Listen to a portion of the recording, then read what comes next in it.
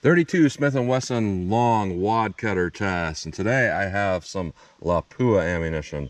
This was sent over to the channel by one of my Patreon supporters, Michael B. So thank you for sending that over. And what he wanted to see was how well this ammunition did, because he's looking for something that's really low recoil. We're all kind of aging and looking for something like that. Even me, I have rheumatoid arthritis, so I don't know how long I'm going to have a lot of grip strength, so it's good to test stuff like this to see what we get for low recoil. And he wanted to see this because the rating is a little bit higher for velocity than a lot of ammo out there, and this is actually very expensive ammo, which is very interesting. It was almost like $70 a box, so I'm interested to see what we get with that, because when I chronograph ammo in the past, I've chronographed some Fiocchi and some Magtech in the past, and those are about $30-$35 a box. This is twice the price. And what we saw there was one of those Fiocchi tests I got 638 feet per second average. The other one I only got 512. The Magtech I got 589 feet per second. And the Fiocchi's rated at 732 feet per second, the Magtech at 682. Now the Lapua is actually rated at 787 feet per second, so it's got a significantly higher rating.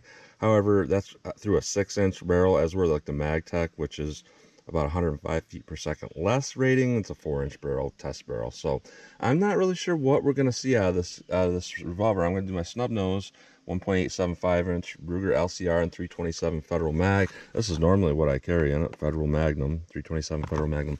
And you'll see 380 over here.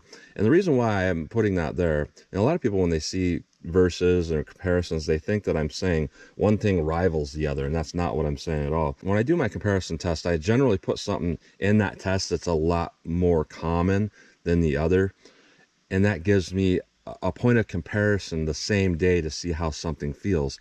And as we all know, the Smith & Wesson Shield EZ here with the 3.68-inch barrel, the way the gas system is and all of that, is one of the lowest recoiling handguns out there. And I'm going to test 380 auto, 95 grain jacket, a hollow point, because that is one of the lower recoiling rounds out there. And by the way, the Smith & Wesson long is a 98 grain. But I want to see, by shooting that, what we have for felt recoil compared to something like that. So I'm going to go through the chronograph, see what kind of velocity and accuracy I get at the same time. Then I'm going to do my 10% clear ballistic test, and I'm just going to go into plain clear ballistics to see what the best potential is of these bullets, of these cartridges. And after that, I'm going to do a real world simulation where I put 4 layers of denim on the front of this first 3 inches that represents our pectoral muscle. After that, a 1/4-inch medium density fiberboard to represent ribs and sternum, and then more clear ballistics, and we'll see how they compare in that real world simulation. Then as always, I'm going to shoot at my steel silhouette to see what kind of practical accuracy I can get with these. So let's get started with this test. So here's a close-up of these rounds. They're almost exactly the same overall length. The Wadcutter is a button nose Wadcutter. And the reason why I'm testing these 2 particular cartridges is because when you're going low recoil, and this is a jacket of hollow point, we all know with 380 ACP, a lot of times you won't get expansion. And if you do, it's overexpanded, or you won't get expansion at all. So for some people, it makes more sense to simply use a Wadcutter that doesn't rely on expansion, and we're just going for a clean cut through. So let's see what we get here, what kind of felt recoil we get with our 380 ACP. I believe this is rated at 955 feet per second. So let's see what we get with this. 850, 903, 880, 865. A couple misreads there, so the recoil was pretty low. Definitely more than a 22, but it was still pretty low. Now with this 32 Smith & Wesson long, I want to see what our extreme velocity spreads are, because in one of the boxes I did with the Fiocchi had a 69 feet per second velocity spread. The other box of the Fiocchi had a 35 feet per second spread, and with the Magtech I had a 36 feet per second spread. So I am really curious, with ammo that costs twice as much, will we have more consistent velocities? And it is rated at 787 feet per second. I don't think we'll get that through the 2-inch barrel, but let's see if we get above what we got with Magtech and Fiocchi, which is roughly what I got with their rounds, was roughly 600 feet per second. So let's see what we get here with our Lapua.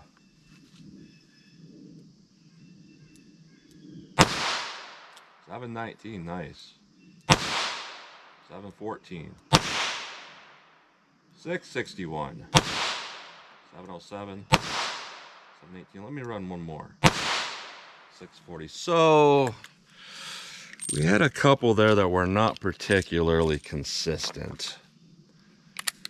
So like 3 or 4 of them are very consistent, but then 2 of them just really drop. So I think I might need to set the chronograph up in front of the gel block just to make sure we get a powerful shot through it to see what the potential is of these cartridges. So let's hit our ballistics gel block and see what we get with these. So even with those couple rounds that did have an extreme spread, those low numbers were actually higher than what I was getting on average with our MagTech, those low ones. So overall, you know, our MagTech was like 589.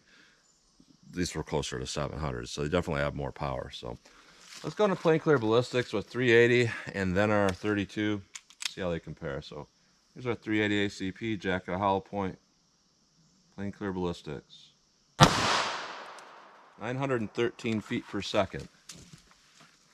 Let's try our 32 long now.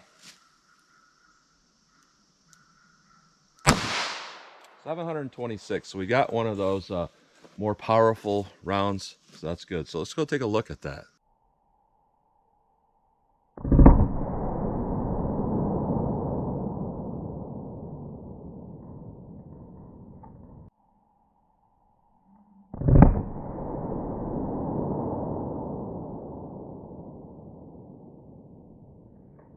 All right, so very nice. This is something we typically don't see with 32 long Wadcutters because they're typically, other than buffalo boar, they're typically very underloaded. And buffalo boar, you know, you don't necessarily want to buy those. They're good, but you're talking, you know, $40, I believe it is, for 20 rounds, which is significantly more than even these. You know, these being a 50 round box for the price is pretty good. But what we did get here with our 380 ACP is we did get expansion, but we only got 11 inches of penetration. With our 32 Smith & Wesson long, we obviously did not get expansion, but we did not over penetrate. We're at about 17 and a half to 17 3/4 inches. A very straight line, except it did arc up just a little bit, but that doesn't really concern me at all. So let me put on our denim and our MDF and see how they compare on more of our real world simulation. All right, 4 layers of denim and a 1/4 inch MDF. This is typically a very hard test for low powered rounds to beat. So let's see what we get here with our 380.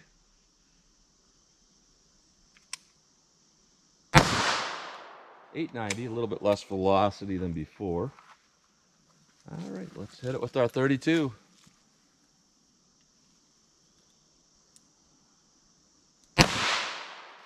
.685, so still pretty high velocity. All right, let me pop one more in there just because, you know, when I see results like what I saw there, I sometimes question if that's correct. One more. 718. Let me take a look. All right, one more. I kind of messed up this entire test because I damaged the bullets. One more, a little bit lower. 716. I'll take that as our result.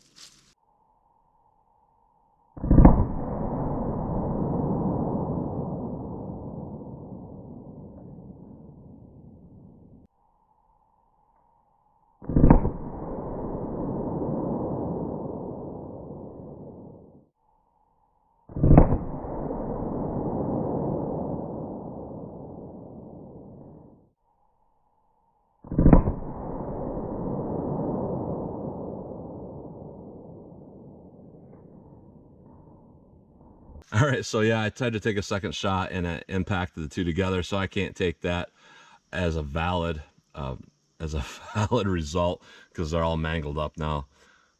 But you know, that second shot here did go a little bit deeper. I typically don't like to do that unless I see something that's like, you know, these both stopped at like 8 inches, and that was a little bit subpar to me.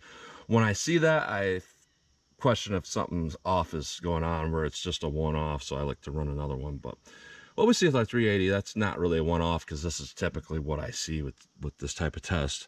We did get adequate penetration, just barely of 13 inches, but you know, considering there is MDF in there, 13 with MDF isn't bad. We have a little bit of nose deformation. Overall, not bad, not bad. Just under penetration with our plain gel shot. Now with our 32 longs, yeah, our first shots here, they were both here about 8.5 inches. This one went straight through, and we're at about 9 3/4 inches. So, You know, even though it did better in our plain gel because we didn't get expansion, when we look at through our MDF, it's a little bit subpar. So when I see something like this, you know, my conclusion is always that, you know, when you see stuff in plain gel where it's pretty adequate, this isn't too bad, that indicates that it would probably work okay, but you don't want to try to take side shots with that because going through any bones or anything like that would cause significant under penetration. So now let me shoot at my steel. I really want to see what kind of just quick shootability I can get with these, see if there's a difference and how they feel for me.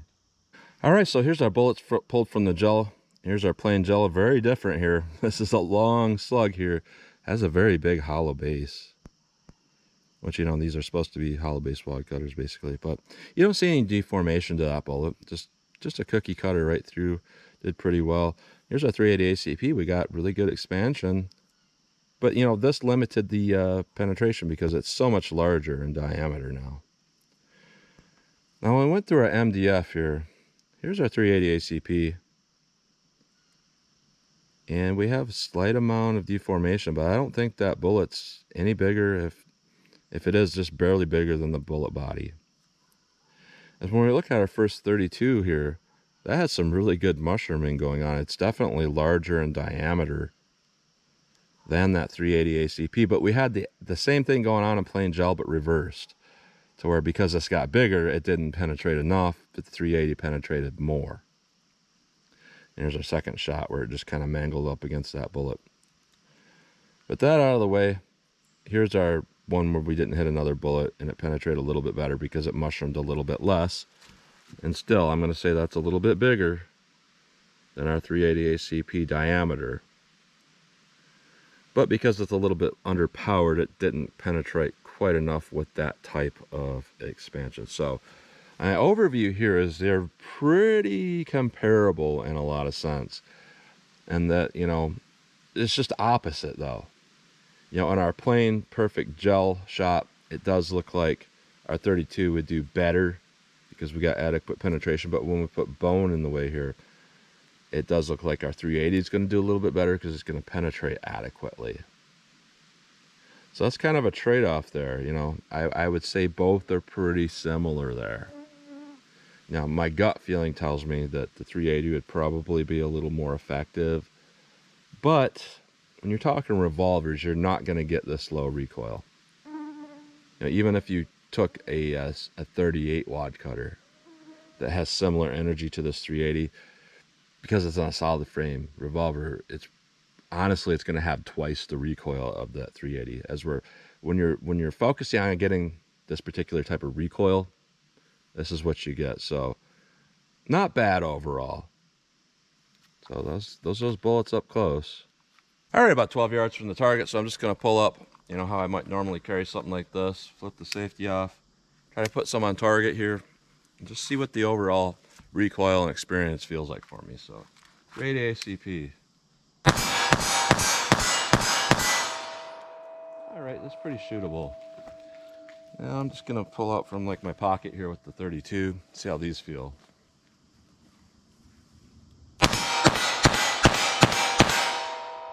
All right. Honestly, those are very, very similar. There is a little bit less, I would say, with this, but it's a different type of recoil. I would say overall, this has a tad more recoil, with the mainspring here is dampening it. As where this had less recoil, but because there's no spring, you're feeling it, all of it. So this has technically less recoil, but it's about the same overall. But that's actually pretty good, being this is a 17-ounce gun. This is, I believe, something like, it's in the 20-ounce range. So considering that, this isn't bad. So let me back it up a little bit, see how these continue to shoot for me. All right, 40 yards from the target. I believe I have 9 rounds left at that 380, so I'm going to empty those, and I'll try to do the same thing with the 32. See if I put 9 rounds on target. See how they feel for me. So not really a dick a drill, but just 40 yards here. So here's our 380.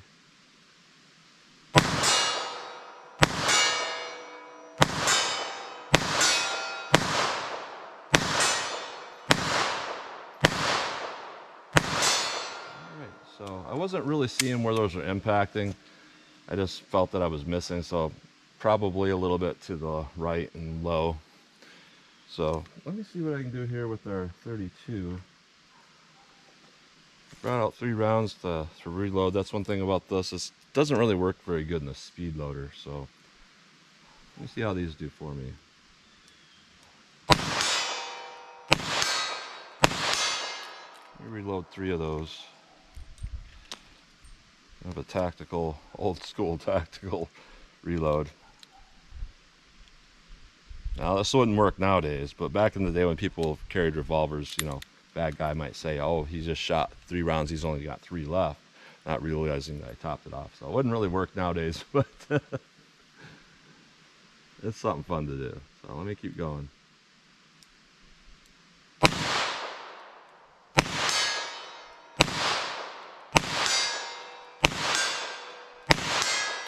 All right, not too bad. I think, you know, I started aiming a little bit lower because a lot of those were hitting high, and you know, where they're impacting, they definitely do a good job at stopping a threat. But you know, I see that phenomenon a lot with stuff like this. Anytime you get really below 800 feet per second in a revolver, what happens is, if you were to do this in a slow motion camera, you'd fire that shot, and basically what would happen is the muzzle would start rising. You'd see gases coming out from the cylinder gap. You'd see that muzzle rise just a tad, then the bullet would come out because it's so slow. So basically, at the moment the bullet leaves the muzzle, my target is technically over the target, even though when I aimed and pulled the trigger, it was on the target. So that's something you have to be aware of with really slow rounds like this, as where, let's just say it's a 327 Federal, it's leaving the muzzle at 1400 feet per second or 1300. You know, the second that drops, that bullet's already going to be way out in front of that muzzle before it starts to raise up. And it's less of an issue in semi-autos, but I think it can still happen. I've still seen stuff like that happen, but you have to be really, really slow. But in revolvers, it's pretty common, sub 800, even maybe a little more, 850. You can see a little bit of that going on. So overall, the review of this ammunition here, when I'm talking about the Lapua 32 Smith & Wesson long, it's interesting. It's made in Finland, but what I'm going to say is it is better than everything else out there. You know, it is twice the price, and this is a lot because it is like, I don't know, like $1, almost $1.50 a round, something like that. It's like $1.40 something. So it's more expensive than a lot of jacketed hollow point rounds, but it is a very specialty round in that it is not very common anymore, and to get a very low recoil round that's going to perform well in gel, not easy to do, because typically the companies that are loading this stuff, they're pushing out the super weak stuff that's just for like fun target practice. As for this, they're pushing it up a good 100 feet per second faster than MagTech and Fiocchi and others. So if you're gonna carry one of these with 32, I'm gonna say the Lapua is going to be the best one. So it is a specialty round, and I would say it overall did pretty good. It had a little bit more recoil than the Fiocchi and the MagTech, but I mean, it is still in that range of, I would say, 22 mag type recoil. You know, a little bit softer than 22 mag, but a little bit more muzzle jump. A little softer than 380 ACP, but being in a solid frame, it feels about like a really low end 380 ACP through something like this. And you know, something like this has less than half the felt recoil 9mm, roughly, or about half. So when you're talking about a 32 Smith & Wesson long Lapua through this little snub nose, you're talking about recoil about half that of 9mm, which is pretty decent. You know, it could be a lot worse for recoil. And other cartridges like 22 mag and whatnot that have similar recoil to this, you're really suffering with the performance because you don't have a lot of bullet mass and momentum. With this, even with low energy, that momentum pushes it deeper into a solid object. So I would say overall, it's pretty good ammo. So again, thank you to my Patreon supporters for sending this stuff over to test, and it seems to work pretty well. So that's what you get today. So as always, comment, share, and like, and thanks for watching.